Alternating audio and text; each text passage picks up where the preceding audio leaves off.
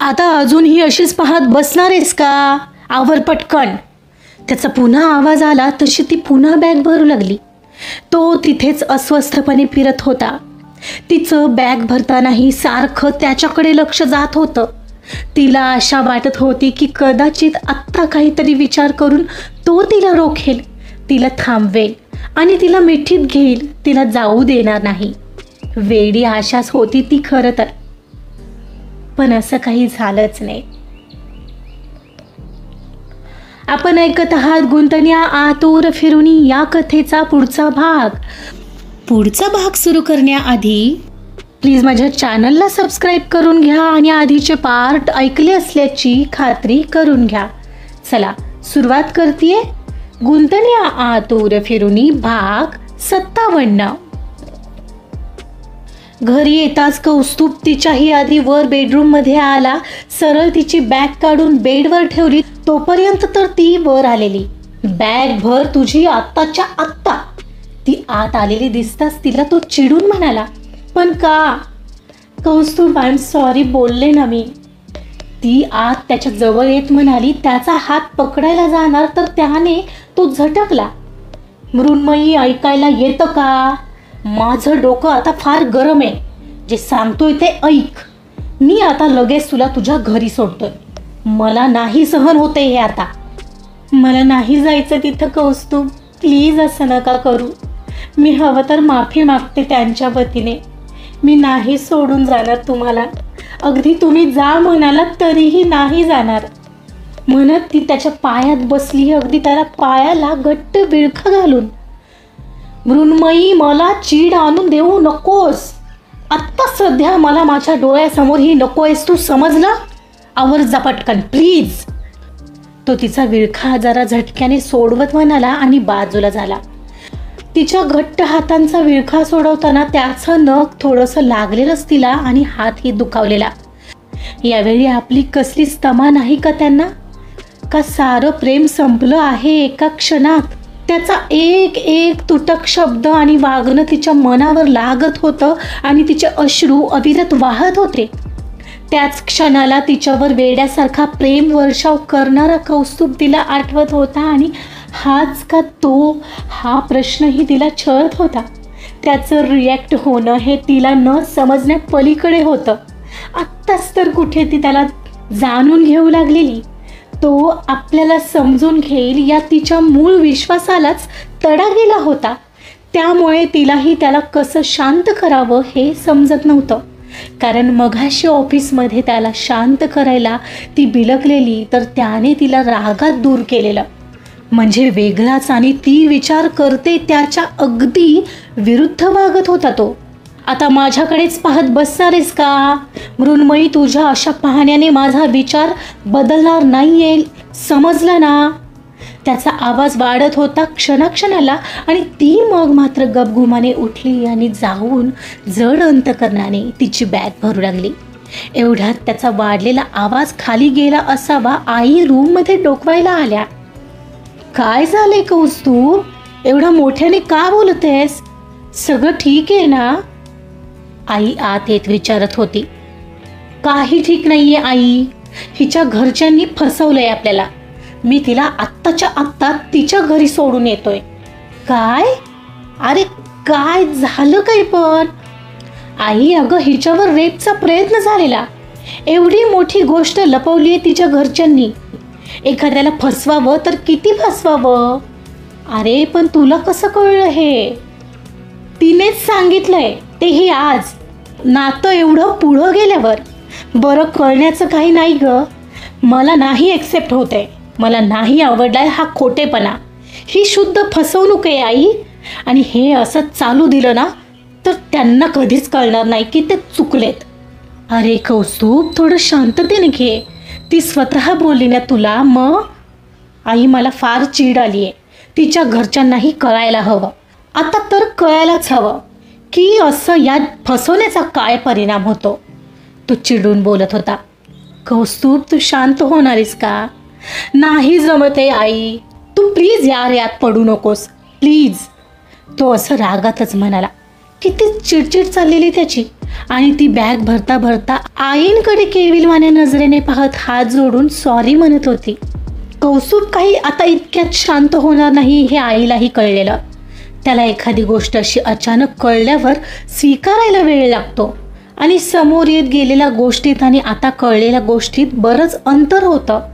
तिची चूक होती असं नव्हतं, पण तिच्या घरच्यांची तर होती, प्रचंड प्रमाणात होती.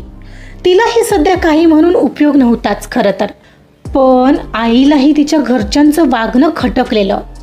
ती आपली तशीच विचारात खाली निघून गेली. मृण्मयीने मध्येच बॅग भरणं थांबवलेलं.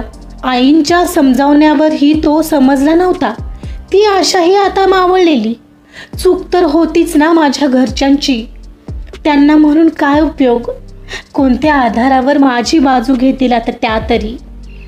आता अजूनही तशीच पाहत बसणारेस का? आवर पटकन. त्याचा पुन्हा आवाज आला तशी ती पुन्हा बॅग भरू लागली. तो तिथेच अस्वस्थपणे फिरत होता. तिचं बॅग भरतानाही सारखं त्याच्याकडे लक्ष जात होतं. तिला आशा वाटत होती की कदाचित आत्ता काहीतरी विचार करून तो तिला रोखेल, तिला थांबवेल आणि तिला मिठीत घेईल, तिला जाऊ देणार नाही. वेळीच आशा होती खरं तर तिची, पण असं काही झालंही नाही.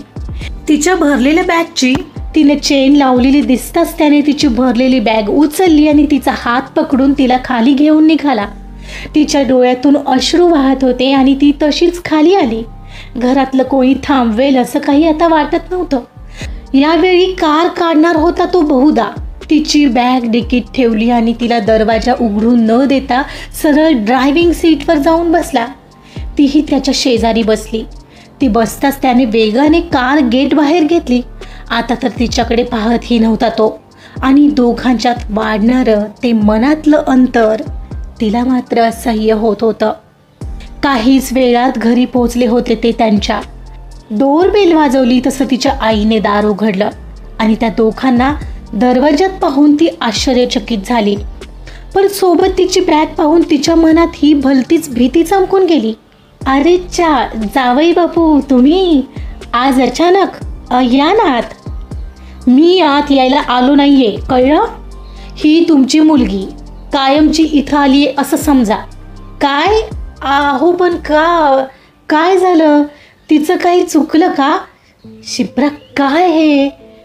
तिला काय विचारताय? मी सांगतो. दुसऱ्यांना फसवणं चांगलंच जमतं हो तुम्हाला. काय गोष्टी अजूनपर्यंत लपवल्यात हो तुम्ही आमच्यापासून? तुम्हाला फक्त घाई होती का तिचं फक्त लग्न करून द्यायची? दुसऱ्यांचा विचार तुमच्या ध्यानीमनीही नाही आला? रेप झालाय आणखी काय? नाही, ही शुद्ध फसवणूक आहे आणि मी ती चालवून देणार नाही आणि याचंच हे फळ आहे असं समजा. दरवाजातच हातातली बॅग टेकवून तो जायला वळला. अहो जावई बापू, तुम्ही आत तर या, आपण बसून बोलू हवं तर. आत्ता बसून बोलायचंय का तुम्हाला? जेव्हा तुमची मुलगी घरात कायमची येते आहे याचा विचार आधी करायचा होता ना. आता त्याचा फायदा नाहीये म्हणत तो सरळ कारमध्ये जाऊन बसला आणि कार वेगाने निघून गेली. काय झालं ग आई? शिप्रा, तू इथं? आणि ते भाऊजी होते का? मग ते असे हिला सोडून का गेले? तिचा भाऊ किरण बाहेर आलेला एवढ्यात. बघ ना, नक्की काहीतरी घोळ करून आली असणार आहे ती. तू आत ये आधी. एवढं समजावून ही असंच वागलीस ना? तुला कळतंय का आता? लग्न झालेली मुलगी अशी घरी येऊन पडल्यावर माघारी कसे बोलतील लोक? त्यांना कसं कळलं रेपबद्दल? तूच बोलली असशील ना? सांग पटकन. आईने तिला आत ओढतच विचारलं. तिच्या डोळ्यात वाहत असलेल्या धारा आणि तिला मनात झालेली जखम तर बहुतेक त्यांना दिसतच नसावी अजूनही. अरे बापरे आई, हिने सांगितलं त्यांना, एवढं समजावलेलं तरीही अगदी बेअक्कल आहे बघ ही. आत्ता घेतली ना पायावर कुऱ्हाडी मारून. तसंच पाहिजे तुला. तिचा भाऊ ही मध्येच तिला बोलून तोंड सुख घेऊ लागला होता. अगं आता बोलतेस का? का बोललीस त्यांना असं? आता काय करायचं? अशी एकटी राहणार आहेस का? आता कोणी लग्नही नाही करणार तुझ्याशी. मग काय करशील? नको करू देत. मग तुमची चूक आहे, तुझी आहे, याची आहे आणि बाबांचीही आहे. बस झालं, खूप ऐकलंय तुमचं. माझं आयुष्य नरक बनवणारे तुम्ही आहात. आधीच त्यांना सांगू दिलं असतं तर असं झालंच नसतं. ती कधी नव्हे ते आता चिडूनच बोलली. ती थरथरत होती, पण आता चीड तर तिच्याही डोळ्यात पेटली होती. बघ अजूनही तिचे विचार, आणि आमच्यावर काय आवाज चढवतेस ग? तुला अक्कल असती ना तर काय बोलायचं? तुझं ऐकलं असतं ना तर लग्न तरी झालं असतं का माहीत नाही, तिचा भाऊ म्हणाला. मग लग्न होऊन काय उपयोग झाला? घरी सोडलंच ना त्यांनी मला. मला काय त्रास होतोय याचा विचार तरी आहे का तुम्हाला? नेहमी नेहमी तुमचं खरं करत आला आहात, आणि म्हणूनच आज हे माझ्यासोबत होत आहे. I hate you. तुम्ही माझे आई वडील असूच शकत नाहीत ना, हे घर माझं असू शकतं, पण नाईलाज आहे ना, मी कुठं जाऊ शकत नाही आहे. अगं पण तुला बोलायची काय गरज होती शिप्रा? तुझ्या चांगल्यासाठी सांगत होतो ना आम्ही, आईने तिला ओढतच विचारलं. आई, खोट्यावर कोणतंही नातं नसतं ग उभारलं जात. ते तुटतंच कधी ना कधी, कारण त्याचा पायाच डळमळीत असतो. आणि मी सांगितलं कारण मी सांगितलं नसतं ना तर त्या दुर्वेशने सांगितलं असतं. दुर्वेश?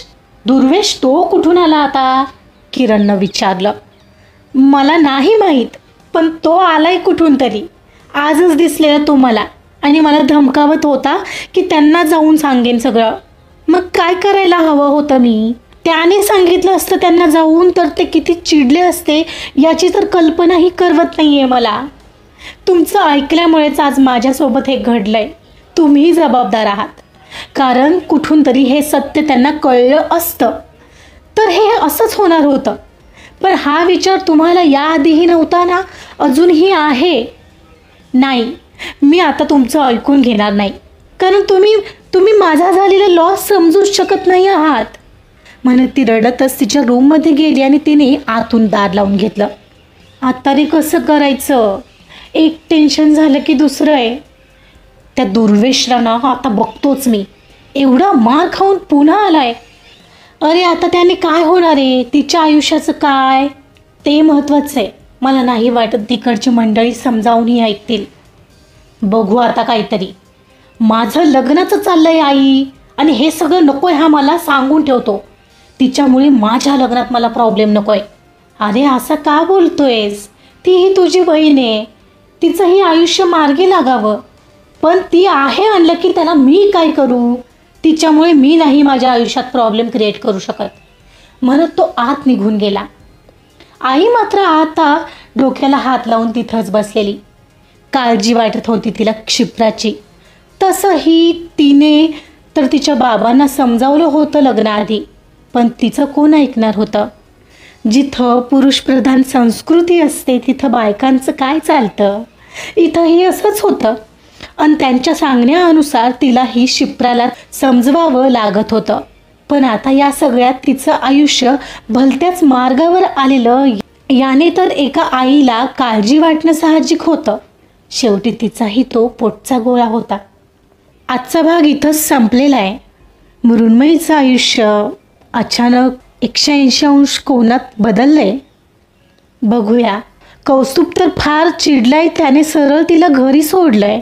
आता घरी तिचा भाऊ तिचे आणखीन हाल करू नये म्हणजे झालं. बघूया काय होतंय. पुढील काही भागात ऐकत रहा गुंतन्या आतूर फिरुनी. कथा आवडत असेल तर प्लीज लाईक करा, सबस्क्राईब करा आणि शेअरसुद्धा करा. Thank you so much.